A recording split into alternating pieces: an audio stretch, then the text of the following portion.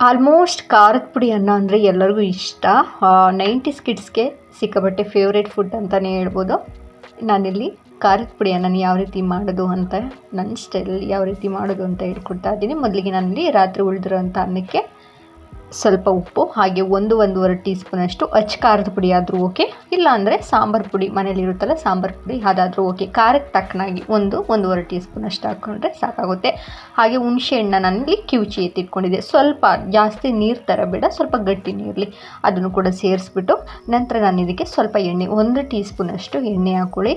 Main ingredients ಅಂದರೆ ಎಣ್ಣೆ ಹಾಕಿದ್ರೆ ಚೆನ್ನಾಗಿರುತ್ತೆ. ಹಾಗೆ ಸ್ವಲ್ಪ ಅರಿಶಿನ ಪುಡಿ ಸೇರಿಸ್ತಾ ಇದ್ದೀನಿ. ಇದನ್ನು ಒಂದ್ಸರಿ ಚೆನ್ನಾಗಿ ಮಿಕ್ಸ್ ಮಾಡ್ಕೊಳ್ಳೋಣ. ಮಿಕ್ಸ್ ಮಾಡಿಕೊಂಡು ಒಂದು 5 ನಿಮಿಷ ಸೈಡಲ್ಲಿ ಎತ್ತಿಟ್ಕೊಳ್ಳೋಣ. ಅಷ್ಟರಲ್ಲಿ ನಾನು ಈರುಳ್ಳಿ, ಬೆಳ್ಳುಳ್ಳಿ, ಕರಿಬೇವಿನ ಸೊಪ್ಪು ಹಾಗೆ ಒಣಮೆಣಸಿನ್ಕಾಯಿ ಇಷ್ಟು ಬೇಕಾಗುತ್ತೆ ಒಗ್ಗರಣೆಗೆ, ಅದನ್ನು ಕೂಡ ನಾನು ಕಟ್ ಮಾಡಿ ಎತ್ತಿಟ್ಕೊಳ್ತೀನಿ. ತುಂಬ ಚೆನ್ನಾಗಿರುತ್ತೆ. ಯಾವಾಗ ತರಕಾರಿ ಇಲ್ಲದಿರೋ ಟೈಮಲ್ಲಿ ಅಥವಾ ಸಾಂಬಾರು ಮಾಡೋದಕ್ಕೆ ಆಗಲ್ಲ ಅಂತ ಅನ್ನೋರು ಈ ರೀತಿ ಉಳಿದಿರುವಂಥ ಅನ್ನದಲ್ಲಿ ನಾವು ಖಾರದ ಪುಡಿ ಅನ್ನನ ರೆಡಿ ಮಾಡ್ಕೋಬೋದು. ಖಾರದ ಪುಡಿ ಅನ್ನ ಅಂತ ಇರಬೇಕಾದ್ರೇ ಬಾಯಿ ನೀರು ಬರುತ್ತೆ ಅಲ್ವಾ, ಅಷ್ಟು ಚೆನ್ನಾಗಿರುತ್ತೆ. ಈ ವಿಂಟರಲ್ಲಿ ಈ ಖಾರದ ಪುಡಿ ಅನ್ನನ ಮಾಡ್ಕೊಂಡು ತಿನ್ನಿ, ತುಂಬ ಚೆನ್ನಾಗಿರುತ್ತೆ. ನಾಲಿಗೆಗೆ ಟೇಸ್ಟ್ ಕೊಡುತ್ತೆ, ಹಾಗೆ ಆರೋಗ್ಯಕ್ಕೂ ಕೂಡ ಸ್ವಲ್ಪ ಒಳ್ಳೆಯದೇ. ಒಂದು 5 ನಿಮಿಷದಲ್ಲೇ ರೆಡಿ ಮಾಡ್ಬೋದು. ಇದಕ್ಕೇನು ಜಾಸ್ತಿ ಹೊತ್ತು ಟೈಮ್ ಹಿಡಿಯೋದಿಲ್ಲ. ಹಾಗೆ ಮಕ್ಕಳಿಗೆ ಲಂಚ್ ಬಾಕ್ಸ್ಗೂ ಕೊಟ್ಕೊಳಿಸ್ಬೋದು, ಅಥವಾ ಬೆಳಗಿನ ತಿಂಡಿಗೆ ದಿಢೀರಂತ ಈ ರೆಸಿಪಿನ ರೆಡಿ ಮಾಡ್ಬೋದು. ಇದಕ್ಕೆ ನಾನು ಇಲ್ಲಿ ಒಗ್ಗರಣೆ ಕೊಡ್ತಾಯಿದ್ದೀನಿ.